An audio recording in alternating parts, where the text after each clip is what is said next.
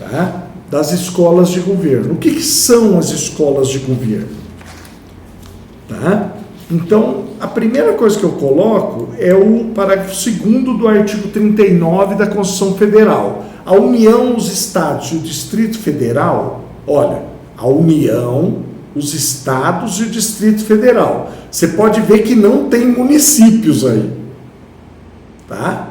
Manterão escolas de governo para a formação e o aperfeiçoamento dos servidores públicos, constituindo-se a participação nos cursos um dos requisitos para a promoção na carreira, facultada para isso a celebração de convênios ou contratos entre os entes federados. Tá? O município ele não é obrigado a ter escola de governo. Mas ele também não é proibido de ter a escola de governo. Tá? Agora, esses 3 entes, eles são obrigados, porque a Constituição fala manterão. Por exemplo, vocês podem fazer um convênio com a escola de governo do estado de Santa Catarina. Tá? Aí vocês precisam verificar se existe interesse, tanto da parte deles como da parte de vocês. Tá?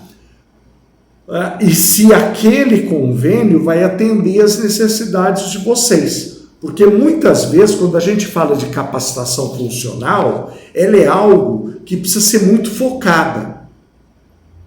Tá? Porque senão o treinamento ele dispersa.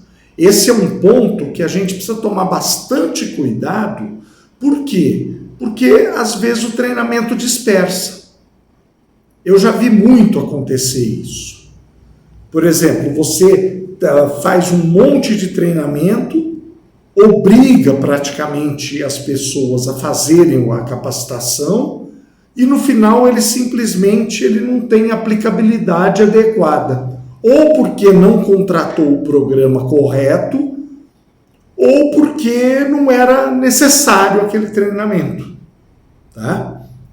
Então a gente precisa tomar bastante cuidado com essa questão. E uma coisa muito importante para o servidor público com relação à questão de treinamento é que normalmente quando ele tem plano de carreira, ele tem a capacitação como uma das obrigatoriedades para ele melhorar na carreira dele. Tá? Isso na área da educação é fundamental. Tá? Agora, as outras áreas está começando, ainda está pequeno, mas existe toda essa movimentação. Tá? Bem, vamos lá. E aí entra, como que começou o treinamento na administração pública? Tá? Com a criação do DASP, que é o Departamento Administrativo do Serviço Público, lá em 1938. Olha quanto tempo que faz que a gente começou a falar sobre capacitar servidores, aperfeiçoar, selecionar os melhores, aquela questão. Né? O decreto, através do Decreto-Lei número 579, de 30 de junho de 1938. Tá? E as atribuições dele qual que era? Seleção e aperfeiçoamento de pessoal para o serviço público. Definição dos padrões do material para uso nas repartições, assessoramento do presidente da República no exame dos projetos de lei encaminhados para sua apreciação. Então ele tinha uma finalidade que ia desde a parte de seleção e capacitação até a parte, por exemplo, de compras e assessoria à autoridade pública, tá? Então essa era a finalidade básica desse departamento.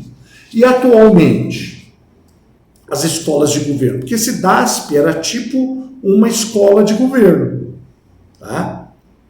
Não tinha esse nome, mas era mais ou menos isso, na hora que fala de aperfeiçoamento.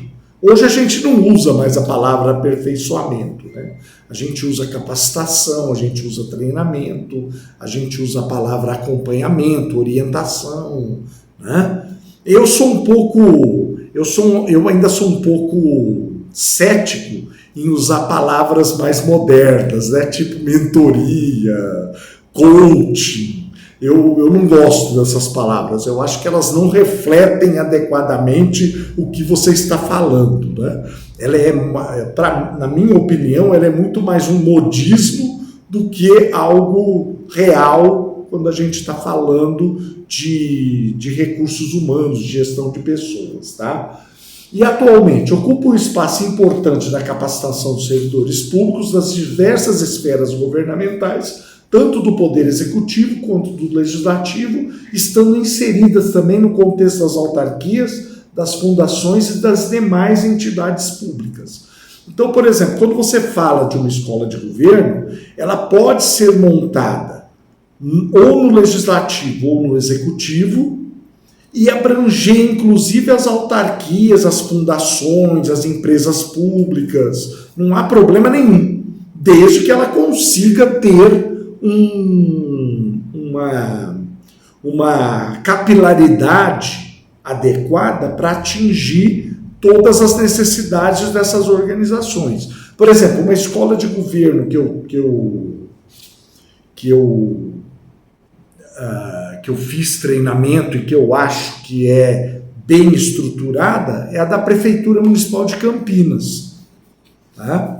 Ela é uma escola de governo muito, assim, que tem uma estrutura bem interessante, tá?